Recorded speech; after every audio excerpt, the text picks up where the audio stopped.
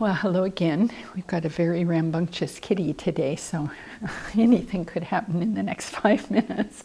But maybe she's run out of the room. I work at the I serve, offer service here at the office, and one of the questions that comes quite often to the Abbey is, how do I find a teacher? And can Venerable Children be my teacher?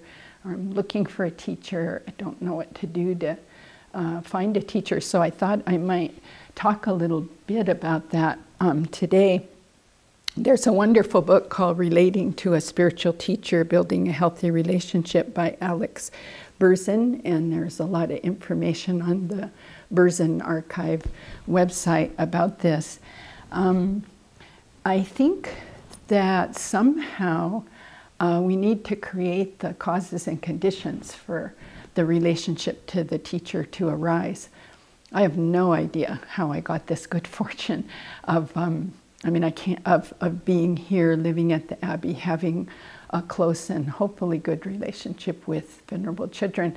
But I suspect, after reading this book and listening to Venerable Children's talks on the Untitled Chapter website, that all of us here have created all kinds of causes and conditions in the past to be with a spiritual teacher, find a spiritual teacher.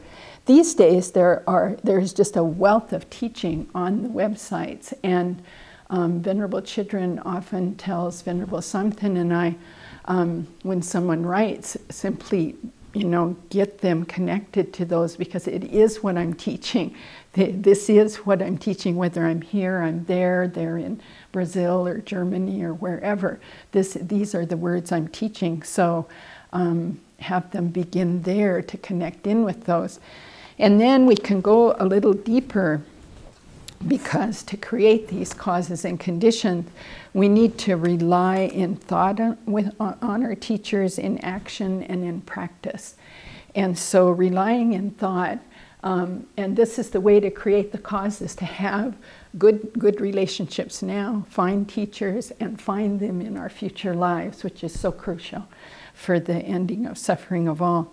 So first, relying in thought, we need to over and over recall and remember teachers' kindnesses to us. The most obvious thing is we wouldn't have the Dharma without our teachers. If the teachers over thousands of years had not preserved the Dharma, obviously we simply wouldn't have it. And even if it was around and on a shelf somewhere until a teacher teaches you about it and you listen, it's not alive for you. So in your little samsaric bubbly world, it doesn't exist. So we need to remember teachers' kindnesses over and over and over, starting with Shakyamuni Buddha, and depending on your perspective, all the teachers before. He had teachers who helped him step by step. And then he, of course, went beyond them, but without those teachers, then he would have never reached those kind of levels of meditation. So this is part of the practice, to build this relationship, recall the teacher's kindness over and over and over. Then the second thing is relying in action. And this is first to offer material support. That is, teachers are in human forms. Whatever you think about them, whether you think they're simply humans, or you think they're enlightened beings, or you think they're an aspect of the Buddha, whatever you think, they need material support.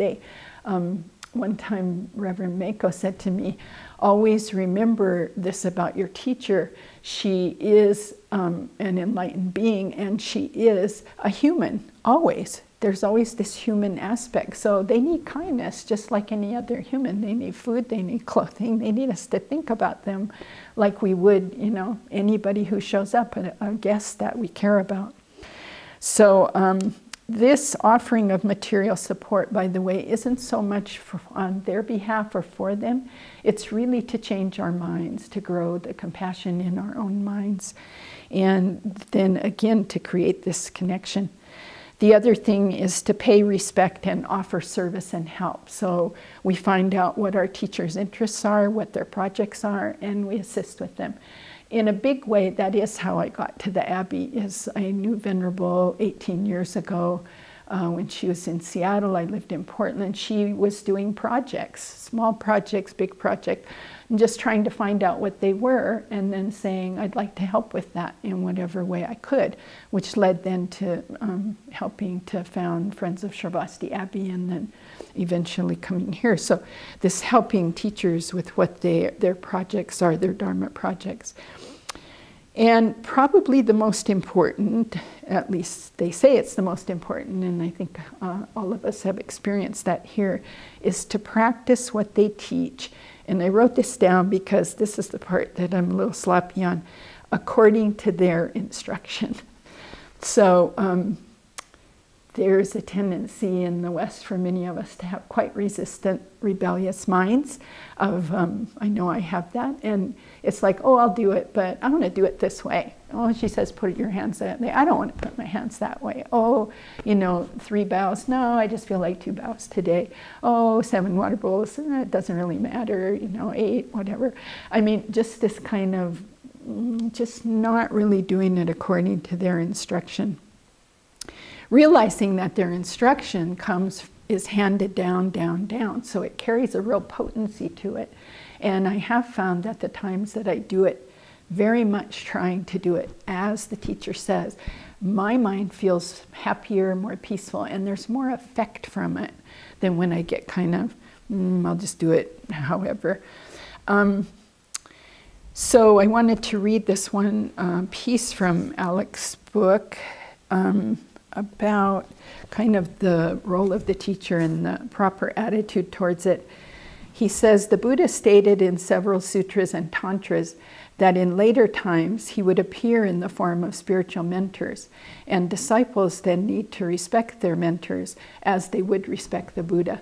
So I would love it if I could carry that thought in my mind every time I saw my teacher or any teacher, that here's the Buddha. And occasionally it will pop up in my mind, and then I realize how much respect I want to pay. And again, just that kind of foggy sloppiness gets cut through. He also writes here, the enlightening influence of the Buddha would operate without any break in continuity. We would know this, beginningless, endless mind of the Buddha. So it must still be operating in the present. And for that influence to reach us, it needs to pass through a medium, namely the medium of properly qualified mentors, just like the analogy of the need for a magnifying glass to focus the rays of the sun on kindling so that it can burst forth in fire. So I think this is just a wonderful thing to remember, especially it's kind of good to talk about it right now. Our teacher's gone, and so we just can hold her ever more dear in our hearts. And the way to repay the teacher's kindness is to practice, and practice now, and practice purely. So let's do that. Thank you.